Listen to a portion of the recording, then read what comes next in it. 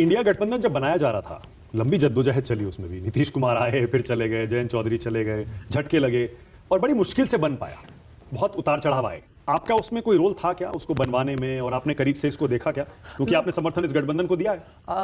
मानक भाई, लोग दूर से देख के खामखा बहुत ज़्यादा रोल एट्रीब्यूट कर देते हैं। सच बात है, हम जैसे लोगों की बहुत बड़ी भूमिका नहीं है।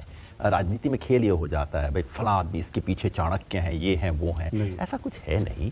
इन्होंने बनाया। सच बात ये है कि जब ये अलायंस बना, इंडिया अलायंस, तो उस वक्त मेरी अपनी मान्यता थी कि अलायंस सबसे इम्पॉर्टेंट चीज़ नहीं है, क्योंकि अलायंस से सीटों में 5-10 सीट का फ़ायदा होगा। इससे ज़्यादा इलेक्टोरल की बजाय सबसे बड़ा वो है कि आप ज़मीन पे एक साथ उतरिए, आंदोलन में एक साथ उतरिए।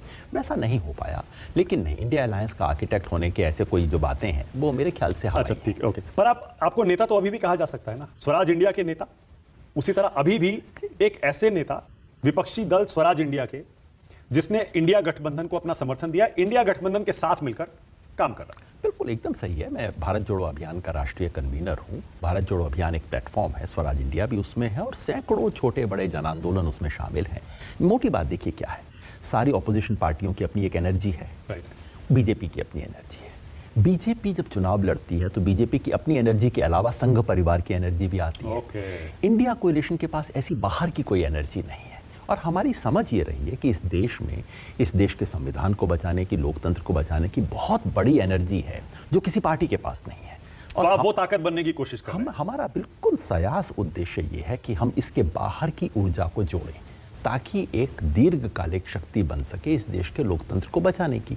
जो आज इंडिया कोएलिशन का समर्थन कर रही है, कल को जरूरत हुआ तो इनका विरोध भी करेंगे। मतलब आपने चुनाव लड़ने के बारे में नहीं सोचा इस बार? नहीं, हमने बिल्कुल क्लियर फैसला लिया। पार्टी नहीं, हाँ, मेरा आपकी बात कर रहा हूं। बिल्कुल। देखिए, गुड़गांव पे चूंकि बहुत नाम चला, गुड़गांव में क्या हुआ कि अचानक कैंडिडेट के डिक्लेरेशन में 4-5 दिन का डिले हो गया। वो कांग्रेस के अंदरूनी कंसिडरेशन चल रहे थे और 4-5 दिन तक मेरा नाम उछला। और मैंने पहले दिन हर रिपोर्टर को बोला, भैया मेरे को तो आप रूल आउट कर दो, और कोई भी हो, क्योंकि मेरी पार्टी ने स्पष्ट फैसला लिया है। ये कैसे हो सकता है कि हम एक फैसला लें जो सब पे लागू हो और मेरे पे लागू ना हो? ये तो गलत। ऑफर भी नहीं आया कहीं से? वो छोड़ दीजिए। शरद पवार कहते हैं कि चुनाव के बाद छोटे दल सारे कांग्रेस में शामिल हो जाएं या हो जाएंगे, ऐसा उनका प्रेडिक्शन है, या वो आगे देख रहे हैं? क्या आपकी पार्टी और बाकी छोटी पार्टियां, लगता है आपको, विपक्ष एकजुट करने के लिए, कांग्रेस को मजबूत करने के लिए उसमें शामिल हो जाए? मैंने सुना शरद पवार जी का वो स्टेटमेंट, और इंपॉर्टेंट है। शरद पवार जी जैसे लोग बिना सोचे बोलते नहीं, और राजनीति की बहुत गहरी एक तरह की पकड़ रखते हैं लोग। मैं इसे उसका वही ज़्यादा बेहतर जानते होंगे, लेकिन मैं इसे दूसरे अर्थ में देखता हूँ, और वो ये कि क्या देश में ऐसा एक बड़ा ब्लॉक बनेगा जो कि केवल एक चुनाव तक सीमित नहीं हो, दीर्घकालिक एक ब्लॉक बनेगा जो कि बीजेपी आरएसएस का दीर्घकाल में मुकाबला कर सके। देखिए, आज़ादी से पहले कांग्रेस पार्टी क्या थी? कांग्रेस पार्टी खुद एक कोएलिशन थी, है ना। बाद में एक पार्टी बन गई, लेकिन दरअसल वो एक गठबंधन थी।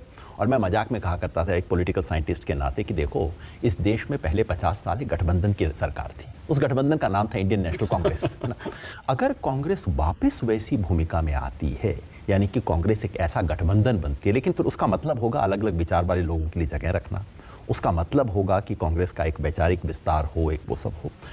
क्या वो नाम, उसका उस ब्लॉक का नाम इंडियन नेशनल कांग्रेस होता है या कि इंडिया होता है या क्या होता है, वो इंपॉर्टेंट नहीं है। मेरे लिए इंपॉर्टेंट ये है कि इस देश में ऐसा एक ब्लॉक बने जो कि ब्लॉक पॉलिटिकल प्लेटफॉर्म, सिर्फ चुनाव के वक्त ना बने, वो चलता रहे। जी, जैसी देखिए मोहम्मद, 20वीं शताब्दी के 2 बड़े एग्जाम्पल्स हैं। कांग्रेस जो कि एक कोलिशन थी, और अफ्रीकन नेशनल कांग्रेस जिसमें पार्टियों के लिए जगह थी। Communist party of south Africa was a part of south African national Congress.